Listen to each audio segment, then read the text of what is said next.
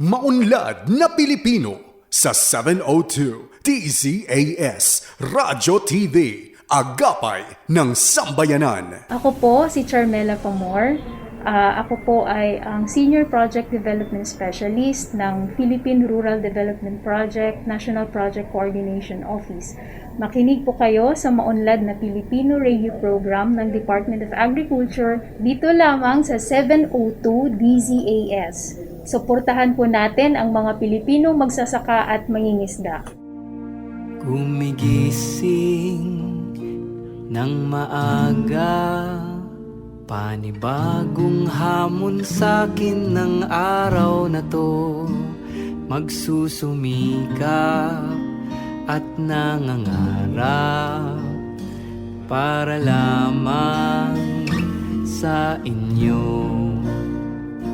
Isang mapagpalang umaga po sa lahat ng ating mga mahal na tagapakinig. Buksan po natin ang panibagong araw na ito ng Sabado, June 26, 2021. At talaga naman po, huli na po agad sa buwan ng Hunyo ngayong taon. At welcome pong muli sa panibagong episode ng Maunlad na Pilipino dito sa 702 DZAS FEBC Radio TV, Agapay ng Sambayanan. Napapakinggan po tayo via online streaming ng dzas.febc.ph sa pamamagitan ng Facebook Live sa 702 DZAS FEBC Radio TV Facebook page at syempre sa radyo sa Talapitang 702 sa AM band. At para sa salita ng karunungan, ang kaniyang mga daan ay mga daan ng kaligayahan at lahat niyang mga landas ay kapayapaan.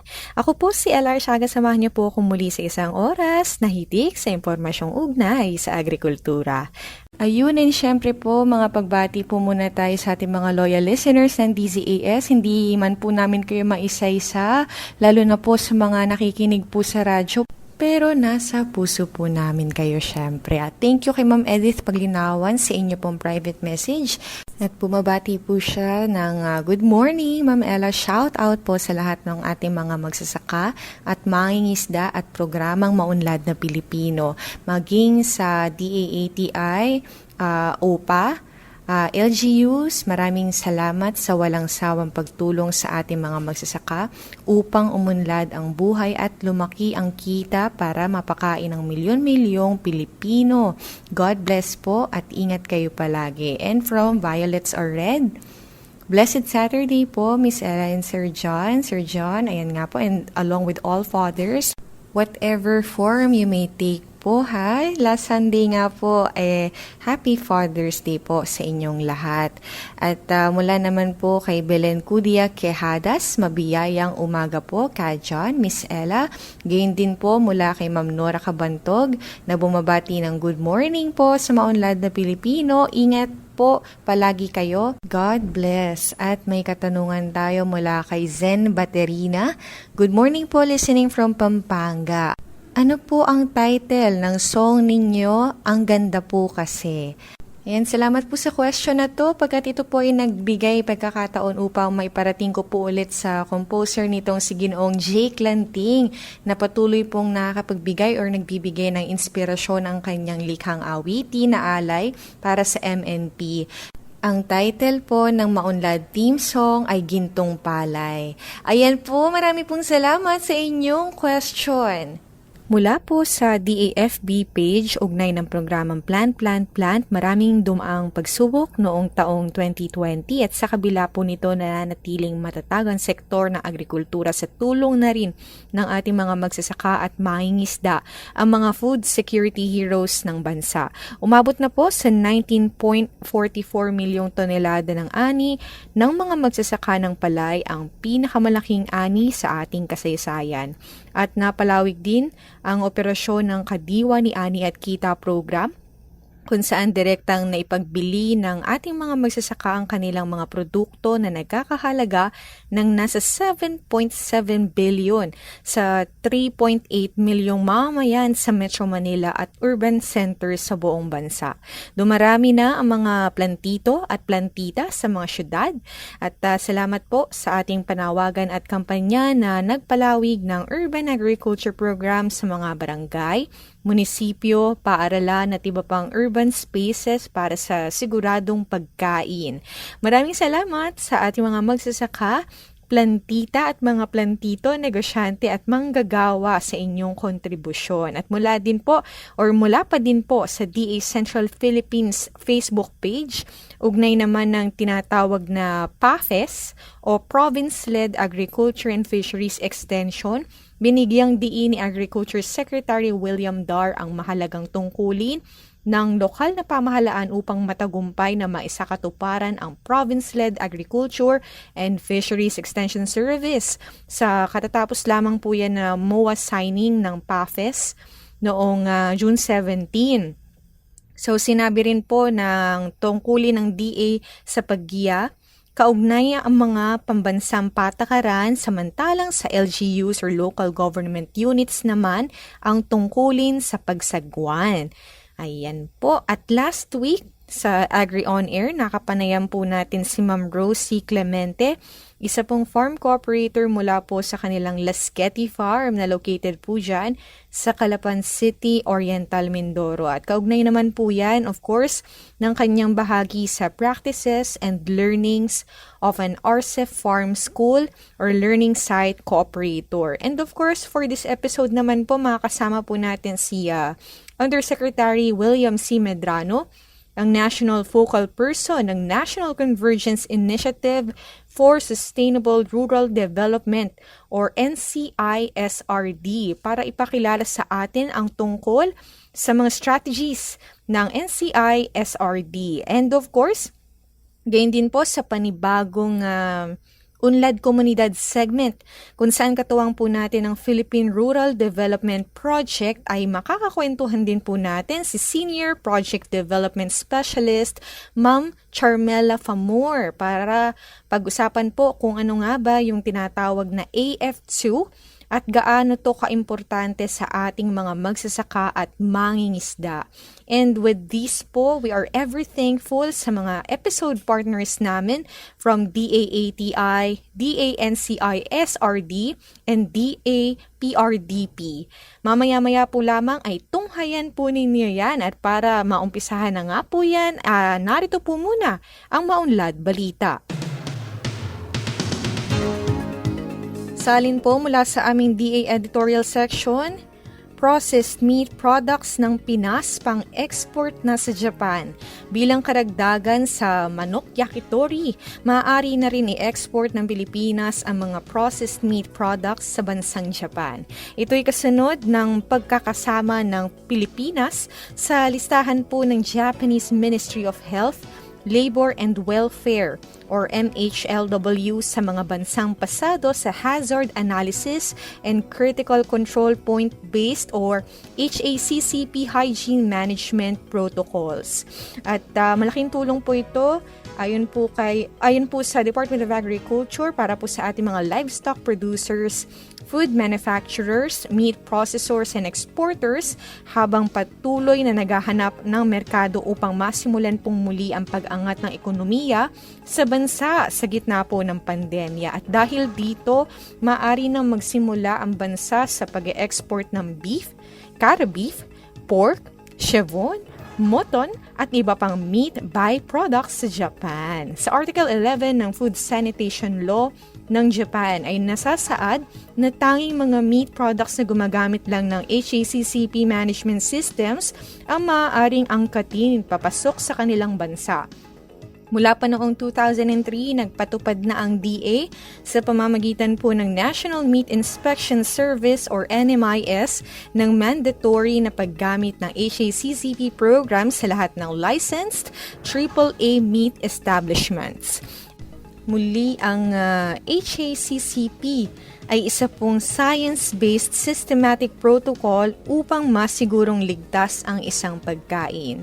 So, ayan nga po, ayon po kay DA NMIS Director Jocelyn Salvador, the HACCP certification implies that the systems of certification of the Philippines are at par with global standards. At sa kasalukuyan ay may 70 Philippine meat establishments, kabilang na ang mga slaughterhouses, meat cutting plants, poultry dressing plants at cold storage facilities na may AAA certification mula sa DA NMIS.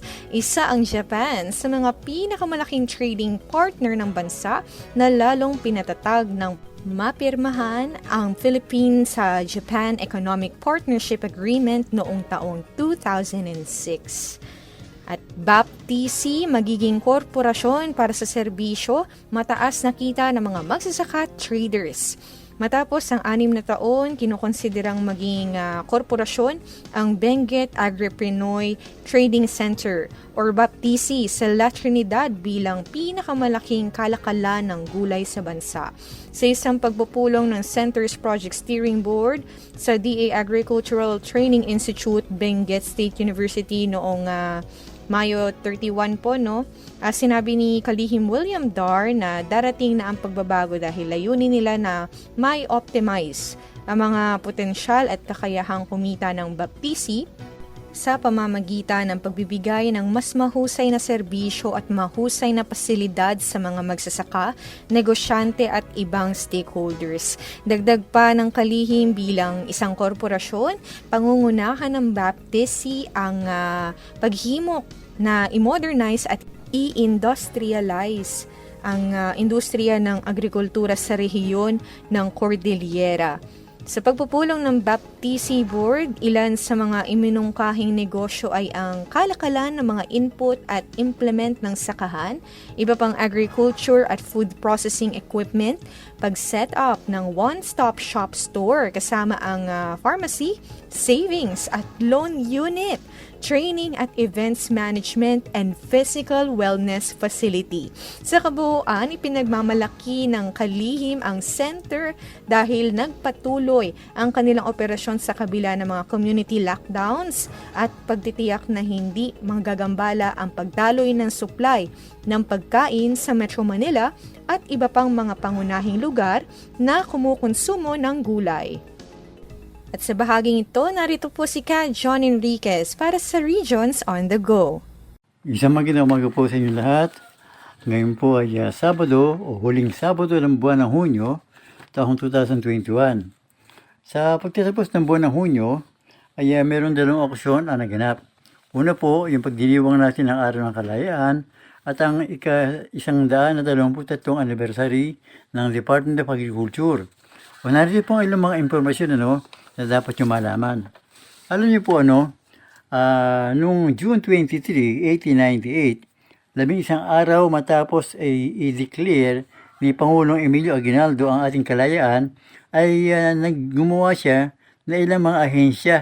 Nagtatag siya na ilang mga ahensya ng ating pamahalaan para sa kanyang gabinete. Sa ilalim ng First Philippine Republic, ang una po sa mga naitatag ni Pangulong Aguinaldo ay ang Department of Agriculture and Manufacturing. At ang kauna-unahang po naging kalihim nito ay si Jose Alejandrino. Siya po ang first director, hindi po secretary, first director. At simula noon, marami na po naging hepe, naging chief ng agriculture. At nag-iwan sila ng mga palatandaan nila na itulong sa pagpapaunlad ng ating pagsasaka. At sa loob po ng mahigit 100 taon, ang Department of Agriculture ay sumailalim sa iba't ibang pagbabago at pati pangalan. Una po, ang Department of Agriculture and Manufacturing. Ito po pangalan 1898 to 1899. Naging Insular Bureau of Agriculture noong 1901 hanggang 1999. Naging Bureau of Agriculture noong 1910 hanggang 1916. Naging Department of Agriculture and Natural Resources noong 1917 hanggang 1932. Naging Department of Agriculture and Commerce 1933 hanggang 1946. Naging Department of Agriculture and Natural Resources 1947 hanggang 1973. Naging Department of Agriculture 1974 hanggang 1977. Naging Ministry of Agriculture noong 1978 hanggang 1984. Naging Ministry of Agriculture and Food noong 1985 hanggang 1986. At bumalik po sa Department of Agriculture noong 1987 hanggang sa kasalukuyan. O narito naman po ang mga iba't iba naging namuno sa mga naging ahensya po ng ating kagawaran. 1898 to 1899, Department of Agriculture and Manufacturing, ang naging director po si Director Jose Alejandrino, kasama si Director Graciano Gonzaga at Director Lian Maria Guerrero. Ano po? Noong 1901 hanggang 1902, Insular Bureau of Agriculture. Ito sa ilalim po ng Department of Interior. Noong tayo pa nasa ilalim po ng pamumuno ng mga Amerikano. Ang naging director po dito si Frank Lamson. Ano po? Noong 1902 hanggang 1908 ay si Dr. W.C. Wellman. 1907 to 1909, Director George Newsom. 1910 to 1914, Director Frederick Taylor. Noong ito naging Bureau of Agriculture, ang naging director po from 1914 to 1918 ay si Dr. Harry Edwards, Director Adriano Hernandez. At ito po yung naging Department of Agriculture and Natural Resources, 1917 to 21, Secretary Galicano Apacible. 1921 to 23, Secretary Rafael Corpus. 1923 to 28, Silvestre Apostol. 1923 to 32, Rafael Alunan Sr. Department of Agriculture and Commerce po, 1933 to 1934, Vicente Singson Encarnacion. 1934 to 1938, Eulogio Aquino Sr. 1938 to 1941, Benigno S. Aquino Sr. 1941 to 1942, Rafael Alunan Sr. 1945 to 1946, Vicente Singson Encarnacion. 1946 to 1948, Mariano Garchitorena. Ito yung naging Department of Agriculture and Natural Resources, 1948 to 1950, Placido Mapa. 1950 to 1953, Vice President Fernando Lopez. 1953, Placido Mapa. 1953 to 1955, Salvador Araneta. 1955 to 1960, Juan Rodriguez. January to August 1961, Cesar Fortich. September to December 1961, Jose Locsin.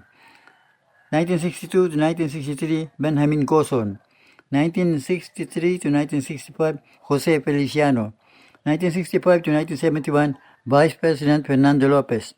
1972 to 1978, Secretary Arturo Tanco Jr. Noong 1974 po, ang Department of Agriculture and Natural Resources ay hinati. At ito po yung naging Department of Agriculture and Natural Resources at naging Department of Natural Resources. Noong 1978 po, lahat po ng ating mga government departments ay naging ministry. Kaya noong 1978 to 1984, ito yung naging Ministry of Agriculture. Ang Minister, Arturo Tanco. Pagkatapos to, ito yung naging Ministry of Agriculture and Food. 1984 to 1986, Minister Salvador Escudero III. 1986 to 1987, Minister Ramon Mitra. 1987 po yan, ako po ay pumasok na sa Department of Agriculture. Ngayon, nung ito bumalik na naging Department of Agriculture na po yan, 87 to 89, Secretary Carlos Dominguez. 1990 to 1992, Senen Bacani. 1992 to 1996, Roberto Sebastian. 1996 to 1998, Salvador H. Escudero III. 1998 to 1999, Secretary William Dar. Yung pong unang service si Secretary William Dar, na hindi ko po makalimutan, na ako po nabigyan niya ng parangal noon sa aming flag ceremony dahil sa programang Maulad ang Magsasaka. 1999 to 2001, Edgardo Angara. January to February 2001, Domingo Panganiban. 2001 to 2002, Leonardo Montemayor. 2002 to 2004, Luis P. Lorenzo Jr. 2004 to 2005, Arthur C. Yap. 2005 to 2006, Domingo Panganiban. 2006 to March 2010, Arthur C. Yap. March 20, pansamantala po, ilang buwan lang si Secretary Bernie Fontevilla. July 2010, si Secretary Proceso Alcala. 2010, pumalit po si Secretary Manny Piñol. At August 14, 2016, si Secretary William Dar hanggang sa kasalukuyan. O yan po ang mga namuno sa ating kagawaran, Department of Agriculture, na kung saan ang kasaysayan ay marami pong pagbabago sa pangalan. So, barit alam niyo po, ang kagawaran, ang pinakatarget po naman ito ay yung production ng pagkain. At sa programa ngayon, Secretary Dar, marami na idagdag po dito mga tulong, ano po. Dahil ng panahon po ng ibang mga secretary, wala pa tayong mechanization, wala pa tayong mga urban planting, ganun po, wala tayong vegetable gardening, at yun po ngayon, lahat po ng mga high value crops ay nabigyan po ng pansin. O yun po, no? At isang idadagdag po natin dito, nang dumalo po si Secretary Dan ito pong Hunyo rin, ano, sa Bohol. Nagpamahagi po si Secretary William Dar, nanguna siya sa pamamahagi ng 387 million pesos worth ng mga agri-fishery projects, mga equipments, mga farm inputs, at mga indemnity checks. At kasama po ito sa mga binigay sa mga mga farmers cooperatives, ano po. Ang intervention ito at mga tulong ay kasama dito yung 25 million para sa livestock, meron po 5.6 million para sa fishery enhancement, at 17 million po sa Coconut Livelihood Program sa ilalim ng Philippine Coconut Authority. O yun po ating mga balita ngayon, ano, na may babahagi sa pagtatapos po ng unang 6 buwan ng taong 2021. At dito po marami tayong mga nagawa, marami pong nakahanda pang gagawin na mga tulong para sa mga magsasaka at mangingisda. At babalik po kami sa susunod na buwan. Huli na po tayo, ano? At magbibigyan ng makaragdagang balita para sa ating Regions on the Go.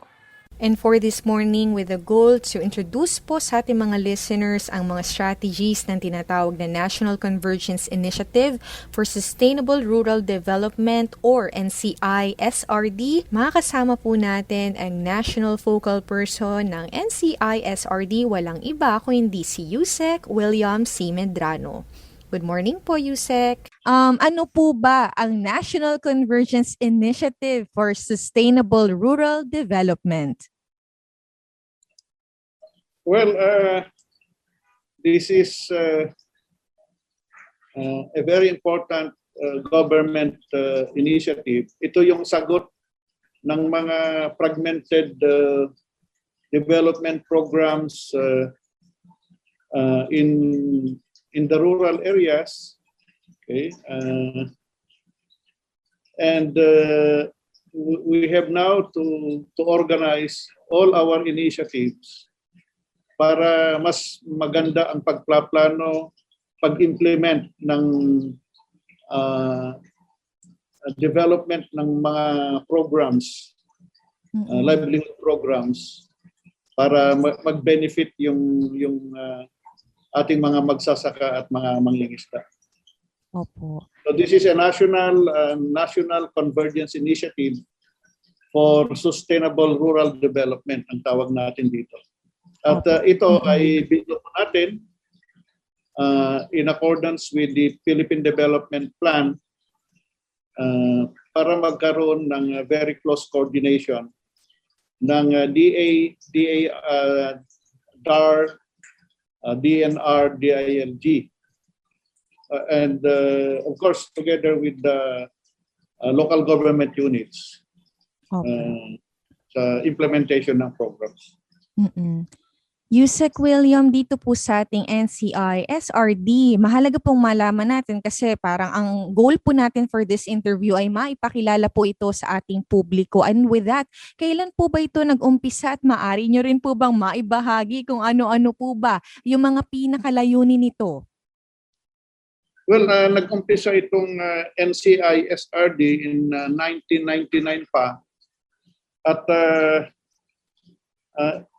isa po itong estratehiya para ma-improve, ma-conserve, ma-protektahan, at saka ma-rehabilitate yung ating mga natural resources sa pamamagitan ng pag-develop at pag-implement ng tinatawag nating environment-friendly livelihood and enterprise opportunities.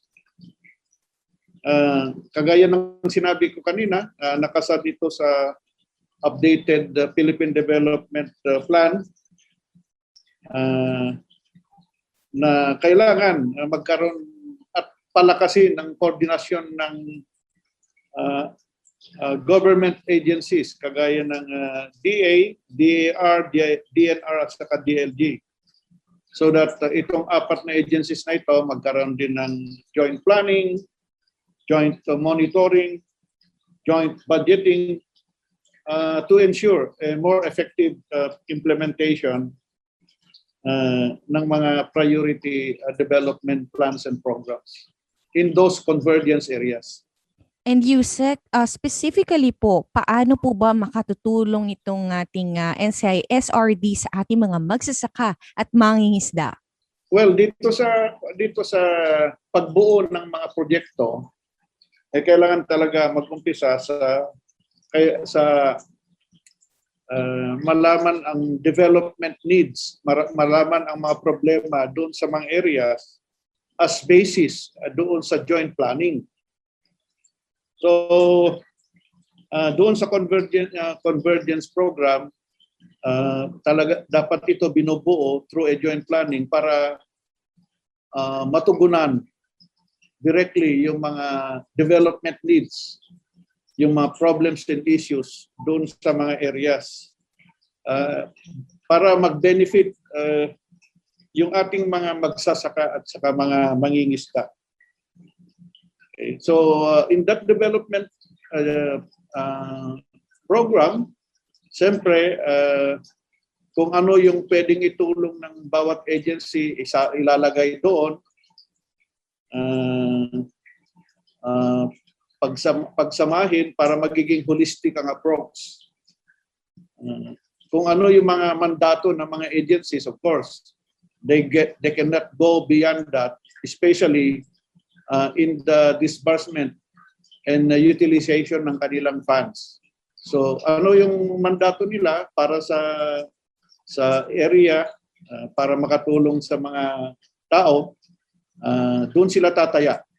At napakaganda ito kasi siyempre lahat naman ng agencies ay may pagkukulang sa pundo, but pag pinagsama-sama mo yan, yung tinatawag na resource sharing ay mas malaki ang impact at mas maganda yung implementation towards ensuring yung success ng project. Yun po, Yusek, dito po sa ating mga DA interventions. Ano po ba yung mga kumbaga? Siyempre po, ang Department of Agriculture, marami na po tayong through our banner programs, but through NCI SRD, ano po yung mga kumbaga asahan ng ating mga clients or specifically po ng ating farmers and fishers? Well, napakalaki ng coverage ng agriculture. Alam mo naman, ang daming ahensya na kasama sa DA. But more specifically, ang DA ay nagbibigay ng seeds, seedlings,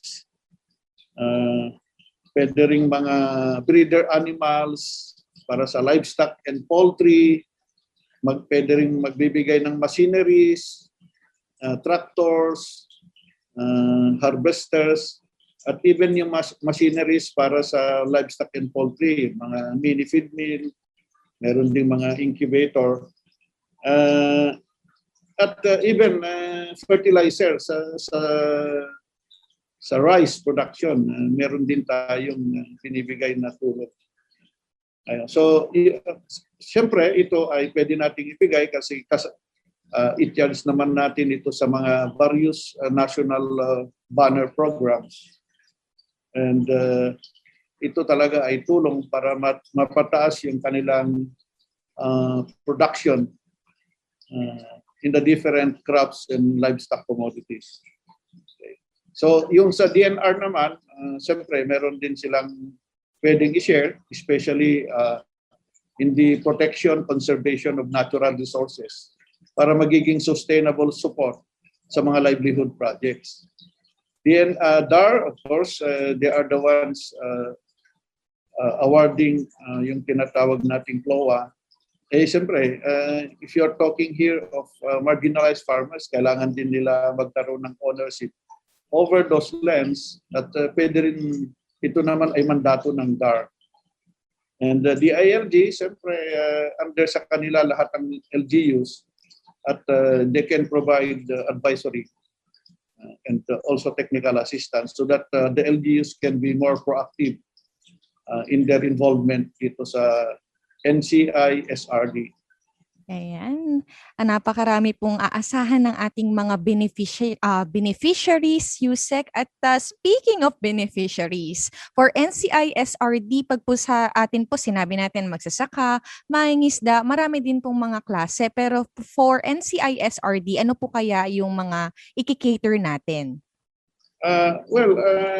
Kung ano yung mga basic requirements nila para we can increase their productivity and of course we can increase their income. So pinaka-importante dito ay yung planting materials, of course yung farm machineries and trainings. Napaka-importante rin yung capacity building, yung trainings, yung knowledge management para ma-improve yung kanilang kaalaman at pag-implement ng mga science and technology-based production systems. And of course, taking into consideration itong environment friendly. Okay, so it's a convergence talaga. Hindi porke gusto nating taasan yung ani at kita, kailangan i-consider natin yung hindi naman nakakasira sa ating environment. And para po sa ating mga tagapakinig, ang NCI SRD ay syempre meron silang mahalagang dokumentong tinatawag na CADP. Ito po ay yung dokumento kung saan makikita ang mga plano ng ating ahensya at LGUs para po sa pag-develop ng isang tinatawag na convergence area. And with that, Yusek, ano po ba yung mga convergence area natin? Kasi ito, of course, isa sa mga recurring terms natin for NCI SRD, saan pong mga rehiyon isinasagawa ang ating mga proyekto? Well, halos lahat na ng rehiyon ay meron ng convergence areas. Sa ngayon, inaantay na lang po natin yung mga proposals na manggagaling sa TAR, Mimaropa, Caraga at saka BARM para makompleto na po natin ang lahat ng regions na merong at least one convergence area by next year. Ang pagmungkahi ng project ay kailangan magmula sa local government units sa kanilang lugar na dapat yung area ay masatisfy or papasok sa ating tinatawag na selection criteria. Una sa lahat, kailangan yung area ay dapat merong malaking watershed or major river systems. Okay. Pangalawa, sila dapat ay merong historical record na magaling silang mag-manage ng kanilang financial. Magaling sila sa bookkeeping. So kailangan dito ay siyempre, yung mga magagandang kooperatiba at yung ating local government units. Tititignan din natin yung kanilang potential. Yung area, ibig sabihin, maganda yung area para masuportahan yung production ng raw materials if ever na magkaroon ng livelihood, processing activities so that they can double or triple their income. And of course, ang target natin talaga ay nandun yung mga major poverty groups na meron involved sa pagsasaka meron ding involved sa fish production, aquaculture, and siyempre, target natin ang mga indigenous people, yung mga upland farmers, kasama lahat yan. At napaka-importante yung commitment and involvement ng local government units. Okay. Siyempre, we encourage na dapat meron silang partner from the private sector kasi napakalaki yung issue ng market. So dapat kung meron silang product, merong ready market so that they can generate profit agad-agad. Ayan. I think nasasabi na rin natin ang kasagutan kaugnay ng kasunod na tanong, Yusek. But for clarity lang po ng ating mga first-time hearers po regarding NCI SRD, ano po or sino-sino rather ang mga kasama po natin sa pagpaplano? Siyempre, when we say convergence, nariyan yung kooperasyon, partnership between different agencies and offices. And for NCI SRD, sino po yung mga specifico na kasama po sa pagpaplano natin ng ating mga proyekto?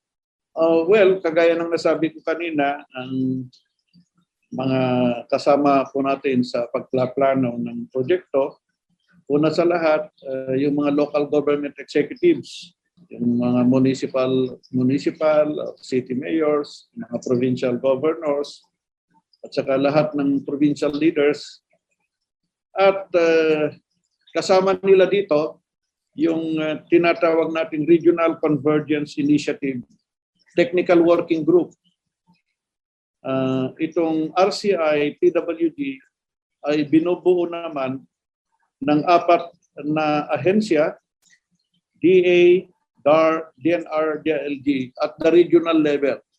Aside from those government department mentioned, siyempre, kung kailangan nila ng tulong ng other government agencies, ay open naman. They have to formally request that so that at the planning stage ng mga project, kasama na yung other government agencies and even private group, yung mga galing sa industry. Ayan. And Yusek, syempre no, sa mga listeners natin, sa mga individual or groups na interesado na maging bahagi ng Convergence Initiative na ito para magpabot ng tulong, pondo o magbigay ng proposal para sa isang proyekto. Yusek, kanino po ba sila maaaring lumapit or makipag-ugnayan? Well, meron na tayong organized and in place na Regional Convergence Initiative Technical Working Group. Ibig sabihin, bawat ahensya dito ay meron silang representative. So, yung mga interesado, pwede silang lalapit sa mga regional offices ng DAR, DA, DAR, DNR at DILG. Pwede rin silang mag-submit diretso dito sa National CSI Secretariat Office dito sa Department of Agriculture. Siyempre, bago po tayo tuluyang magtapos, Yusek, ay meron po ba kayong nais na maiwang mensahe sa ating mga tagapakinig ngayong umaga? Well, NCI SRD is a very effective approach. Considering the fact na alam naman ninyo na ang poverty sa kahirapan sa kanayunan is caused by so many and complex problems. Marami yan. Komplikado ang root causes ng poverty. At if you are going to diagnose all these problems, hindi kayang sagutin ng isang government agencies lamang. And that is the whole essence and the full concept of Convergence Initiative para magkaroon ng holistic development plan so that yung implementation ng programs ay buong-buo and addressing yung mga most pressing problems on the ground and that will answer yung mga yung mga fragmented programs being implemented by agencies, kanya-kanya. So ito ay kagaya ng nasabi ko kanina, this is a very effective approach para matugunan natin yung ating natural resource protection, conservation, and even rehab, and matugunan din natin yung productivity, ma-improve yung productivity para magkaroon ng increased income and ng mga farmers in a more sustainable way in those convergence areas. And of course, for the contact details, meron po silang email, yan ang ncisrd@da.gov.ph. Meron din po silang website, ncisrd.da.gov.ph.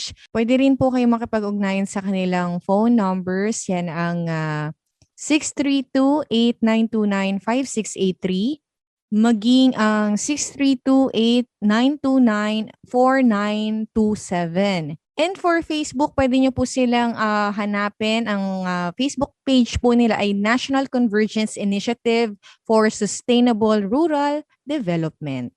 At ayan, abangan po natin ang mga kasunod pang bahagi ng pagbibigay natin ng impormasyon sa ating mga tagapakinig patungkol sa mga strategiya at programa at nakapaloob sa tinatawag na National Convergence Initiative for Sustainable Rural Development or NCI-SRD. Ayan po, maraming salamat po sa inyong time. Mabuhay po kayo.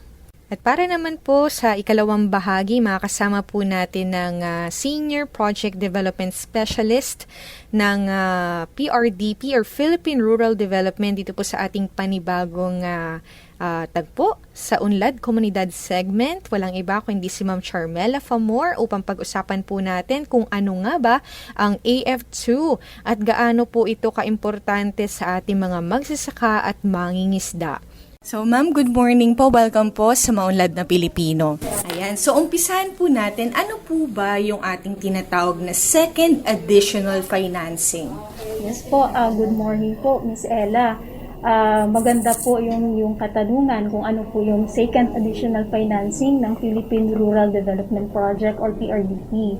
Ang tinatawag po nating second additional financing o yung mas kilalang AF2 ay ang second tranche po ng $450 million na loan financing na atin pong ni-request from the World Bank na naaprubahan po ng ating Investment Coordination Committee noong 2016. Yun pong ating AF2 po, para lang po sa for information of everybody, meron po tayong tinatawag na retrofitting. Ibig sabihin po, yung ating mga interventions under the AF2 ay nire-focus po natin para mas maging akma siya at napapanahon ang mga interventions ng PRDP sa ating mga magsasaka at mangingisda.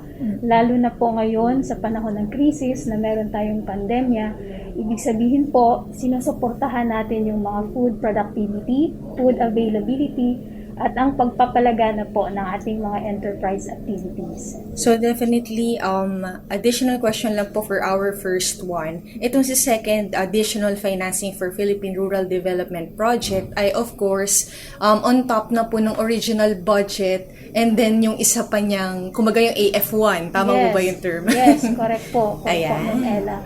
So yung AF1 po, yung ating $180 million ay na-access po natin in 2018. Yes. And it is already ongoing together with the original loan which is the $501 million po. And hopefully, mai-complete po natin yung dalawa nating financing within the project timeline which is in 2023. And ito naman pong ating second additional financing will be implemented in 4 years, starting po today hanggang 2025. Yes po. So, applied na po siya kaagad. And of course, for our second question, noong ika-17 ng Hunyo or June 17, ay inaprubahan po yung ating second additional financing para sa PRDP. Ano po ba yung mga layunin nito para po sa PRDP?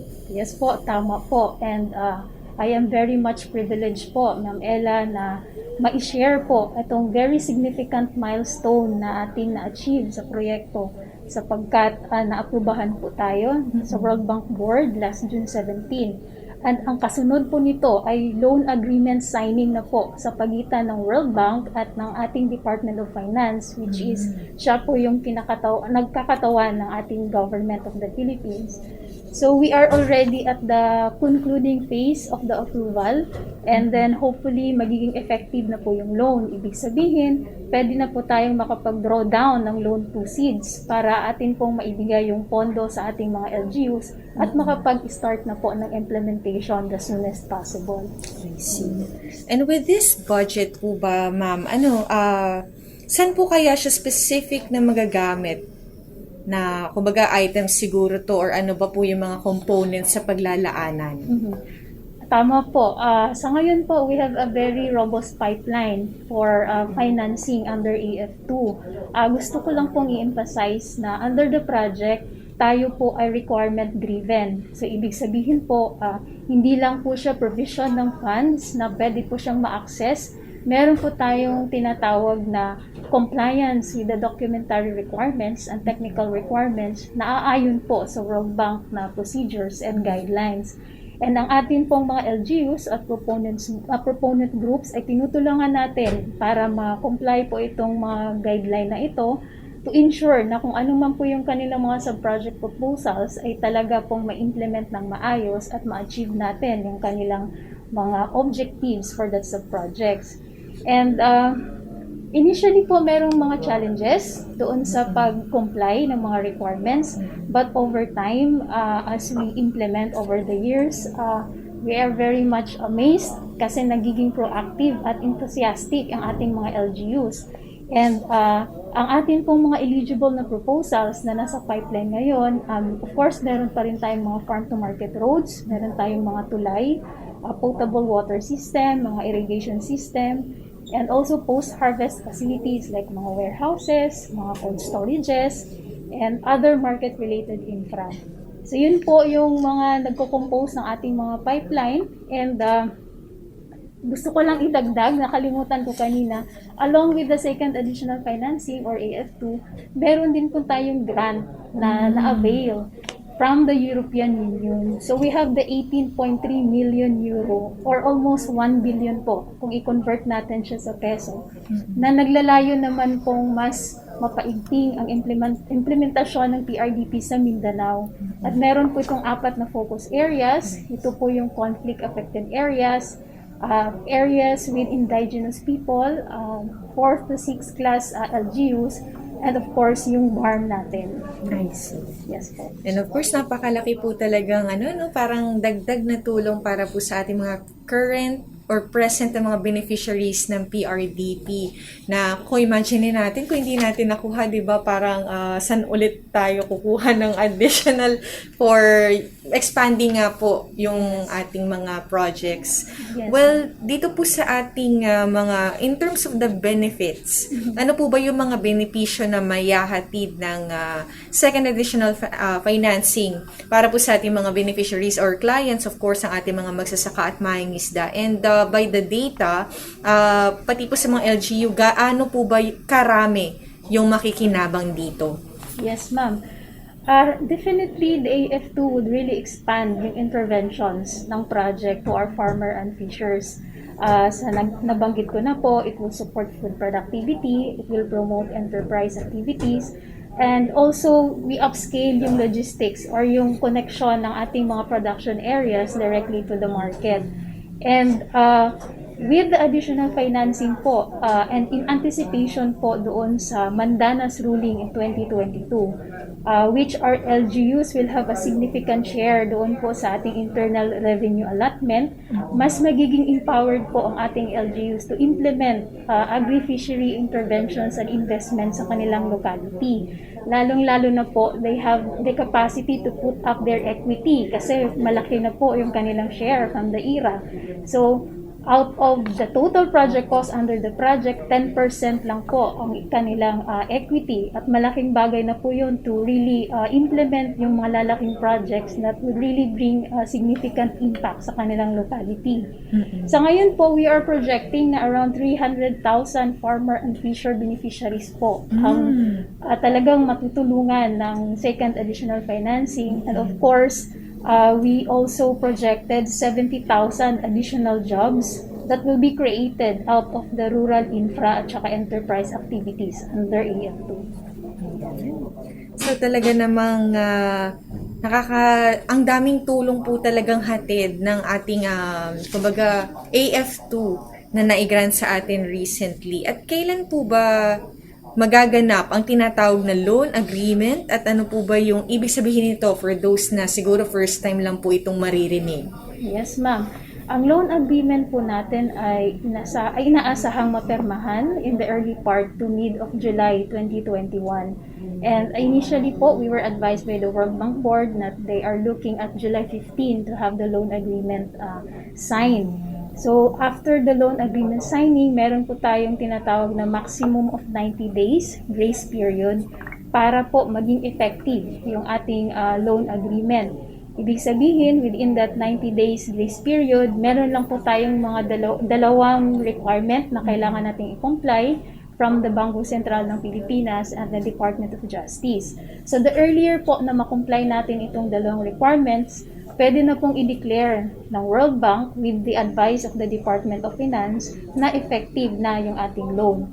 So, which means, pag naging effective na siya, pwede na pong mag-draw down ng funds ang project para po ma-implement na ang ating mga investments na naka-ready and shovel-ready na po siya, ma'am. We are very advanced in our review and approval process para pagdating ng pondo ay talaga pong diretso on the ground, meron na tayong actual implementation.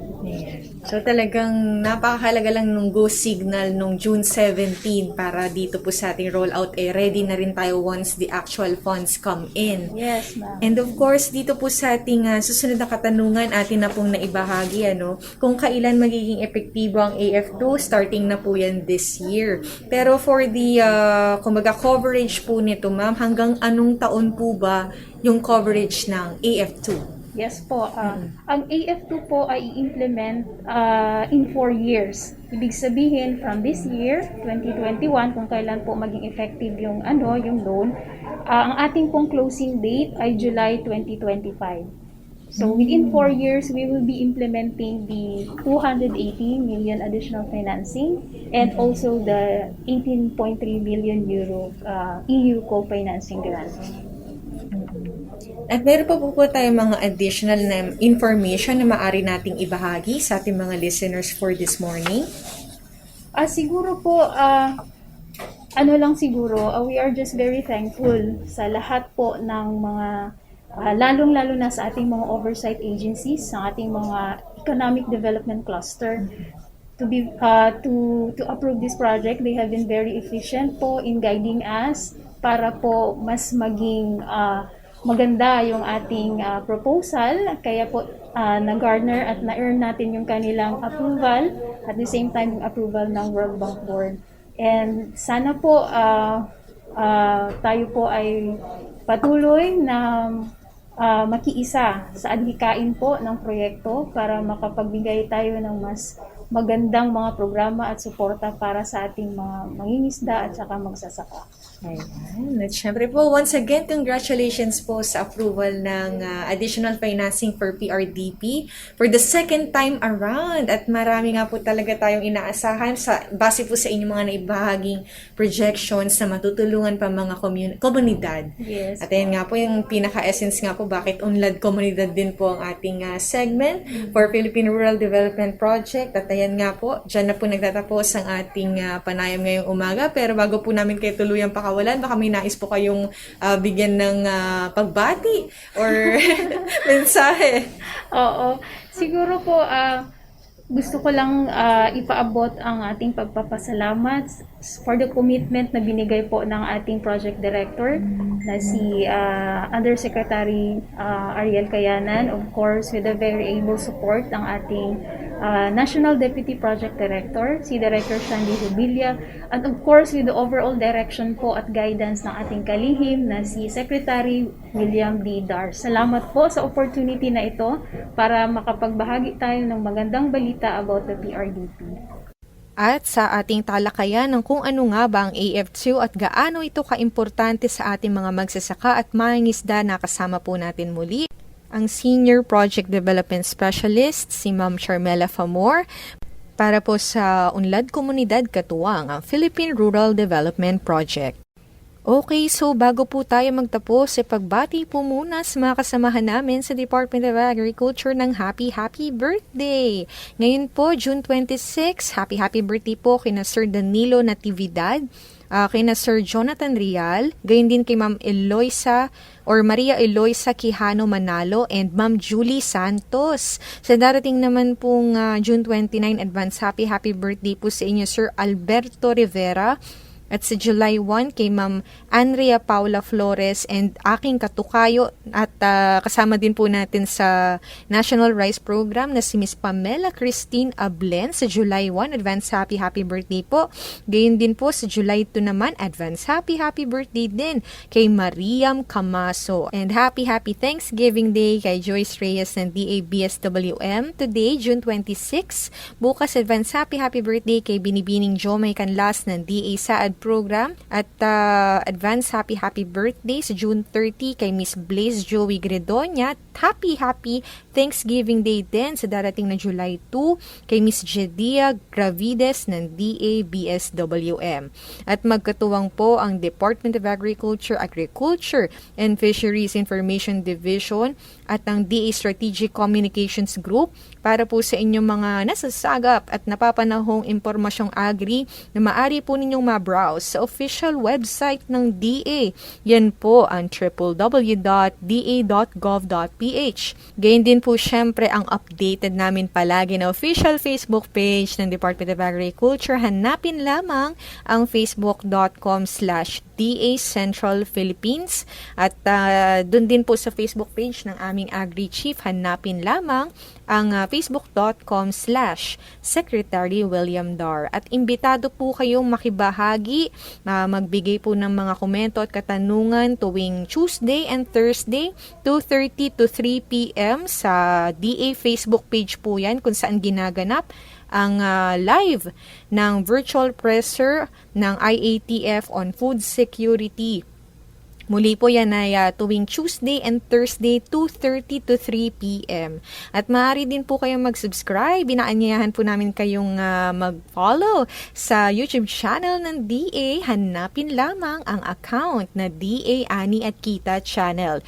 At para po sa mga past and recent episodes ng Maunlad na Pilipino, bisitahin lamang po ang dedicated na playlist ng Maunlad na Pilipino dyan po sa Facebook page ng 702 DZAS FEBC Radio TV. Para po sa inyong mga suggestion or topic request ay magpadala lamang po kayo ng pribadong mensahe sa Maunlad na Pilipino Facebook page. Ayan po ang facebook.com/Maunlad na Pilipino. At syempre nagpapasalamat po kami sa aming mga magigiting na kabahagi sa DZAS para sa episode ngayong linggo.